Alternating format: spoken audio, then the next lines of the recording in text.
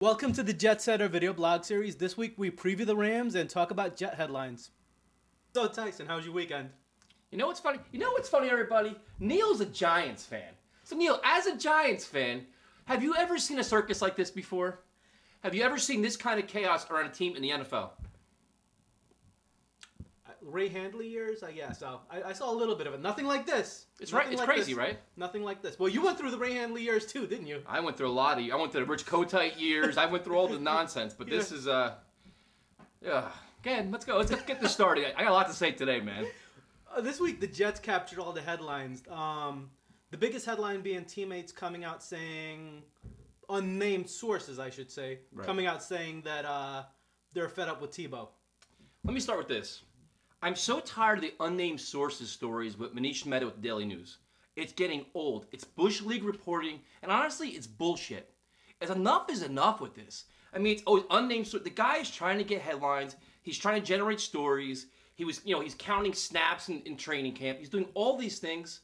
So while, I want to hear who these sources are for once. I want them to start putting names behind these sources. Somebody start calling out Manish Mehta and say, you know what? Prove something to us. Do something other than cause controversy nonstop and trying to generate hits. Because in my eyes, he loses credibility every story he writes.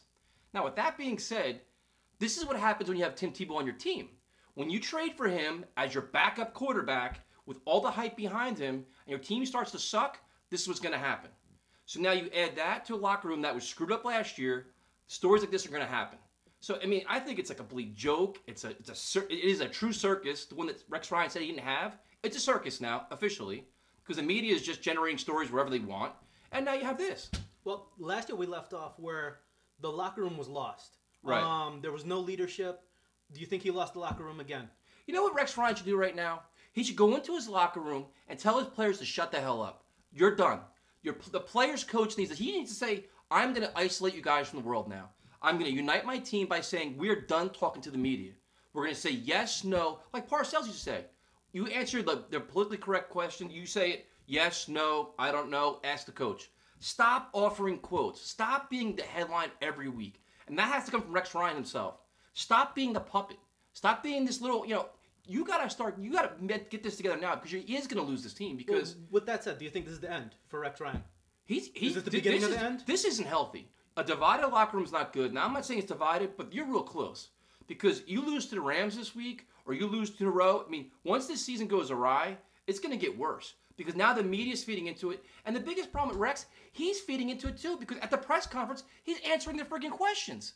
He should say, we have no problems, next question. I'm only going to answer Rams questions. What does he do? He takes 25 minutes and answers Tebow questions. He's getting better, we're not divided. Don't answer the friggin' questions. We have no problem, next question. I will address it. I will handle it. Next question. Only Rams questions. Don't give in. Don't be Mr. I gotta help every member of the media. I have to address every rumor, every unnamed source. Just cut it off. Shut your players up, and he's got to say no more questions about it. We have no problems. Sanchez is our guy, and that is it. Period. He's got to end the circus himself. Right now, he's feeding the frenzy. All right. Well, also in the world of headlines. One of the players that we reviewed at the beginning of the season, the preseason we were high on, we saw him at the charity event. He just gained 8 pounds of pure muscle. We were excited for Aaron Maben to be an every down linebacker, make a big impact. He's released to make room for a running back. It makes no sense to me. There's 2 reasons why it makes no sense to me. He was arguably their best pass rusher last year. This year, he wasn't playing that much. I'm not really sure why. Because Rex Ryan's a self-proclaimed defensive genius. How do you not get a guy with a nonstop motor and that speed to get on the field and rush the quarterback? So he's not playing a lot for whatever reason why. But can you not cut somebody else instead? In terms of roster management, do you mean to tell me that Jason Hill, that wide receiver doesn't do anything, is more important than Aaron Maben? Clyde Gates, the guy that can't run routes and he flips the ball when he gets a 10-yard return, he's more important than Aaron Maben? They have so much dead weight in this friggin' team. Aaron Maben's the guy you release? One of your arguably your fastest player in terms of linebackers on your team. He's a first-round talent. You got to find a way to get him on the field, but that's just speed. The Jets' pass rush, minus last week, has been inept. So you're going to cut him. So are you sending a message to the locker room? Did Aaron Maben have a problem? And the story is that he found out at a charity event while handing out turkeys to the homeless. So That's rough. now if that story is That is true, rough. if that story is true, that's a horrible job by the Jets. I mean, you got to be in better tune with your public relations, saying, you know what, our player's on his way to the event, hold him back a second, or do this. And the fact they cut him for a running back you're probably going to cut in 2 weeks anyway. What do we know about Khalil Bell? Nothing. So what they're going to do is they cut Maven, they sign this running back for 1 week, and then when Powell comes back from his concussion, they cut him again. So what if Maven gets signed somewhere else?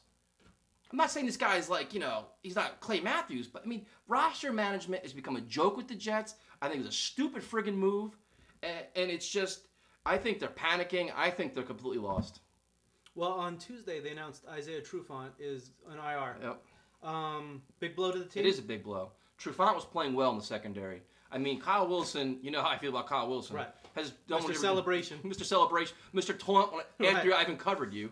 I think Langston's playing better. And Trufant was doing a lot. He was playing well in the field and coverage. And special teams, he's a big asset too. So I think that's kind of like an under-the-radar kind of big loss for the Jets, especially now when they're, team turmoil. But it's a big blow to the Jets. And now you got to find another guy to pick up the slack. And maybe Kyle Wilson, which... All right, so let's talk about Rams. I can't take this team anymore. I can't take it, man. Well, this week the Jets go in to play the Rams, a Ram team that gave maybe one of the best. They should have won the game. They should have won the game. If he makes that field goal, if they get the kickoff in time, they win that game. But they gave that team all they can handle. San Francisco's one of the best teams in the NFL right now. Yep. And they gave them all they can handle.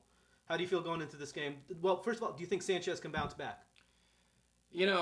Sanchez, his confidence has got to be rattled at this point. I mean, he played like garbage last week. A lot of that is, Tony Sperano's clueless. I mean, he's absolutely Your favorite clueless. person on the planet, He right? is terrible. I mean, his game plan is atrocious. He's got no feel for the game. Doesn't know how to use Tebow. Doesn't know how to use Sanchez at this point.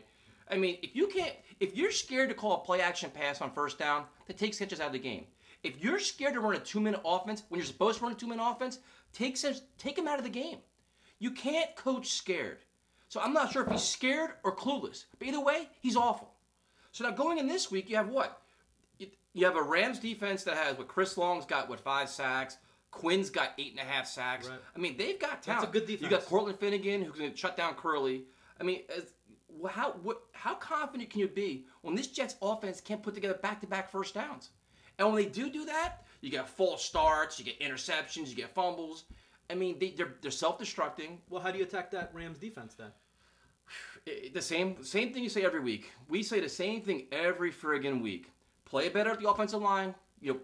Control the line of scrimmage. Try to run the ball. Open play action pass.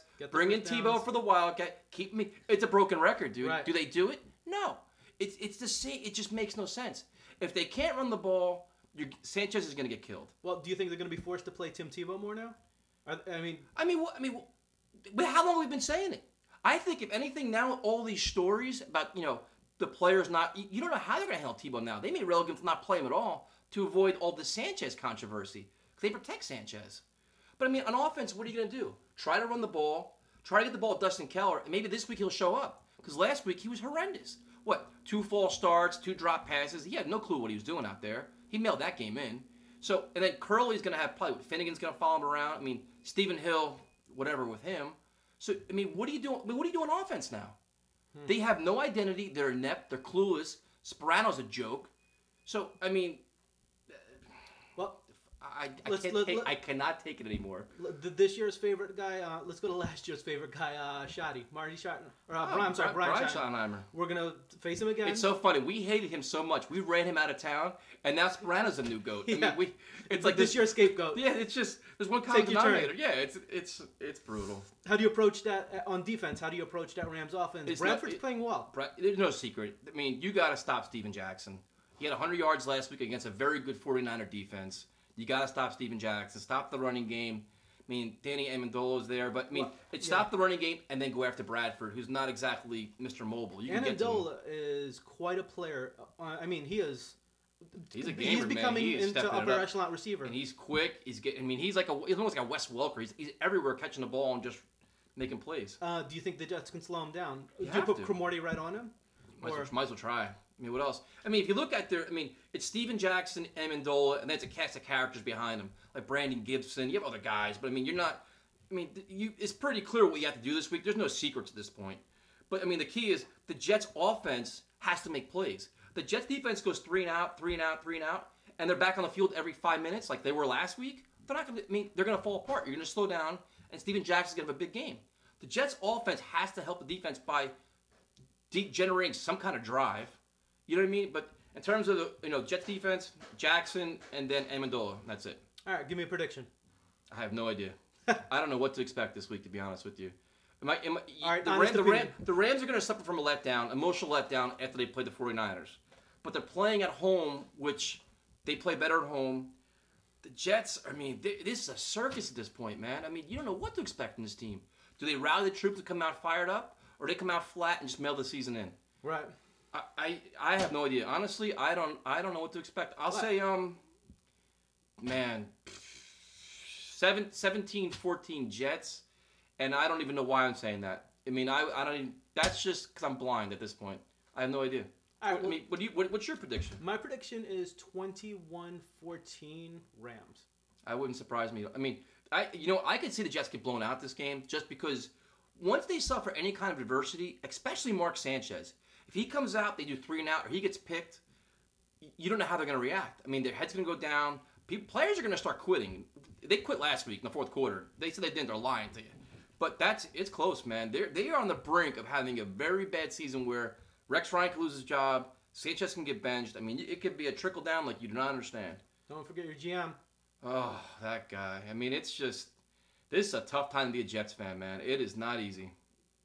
I think it's way tougher when you have the talent and they talk too friggin' much. Rex Ryan told us how talented this team was, how good they are, how united they were. All this stuff was all pure BS. Because you know what? Push came to shove. They're not talented. They're not winning. And now they're somewhat not united.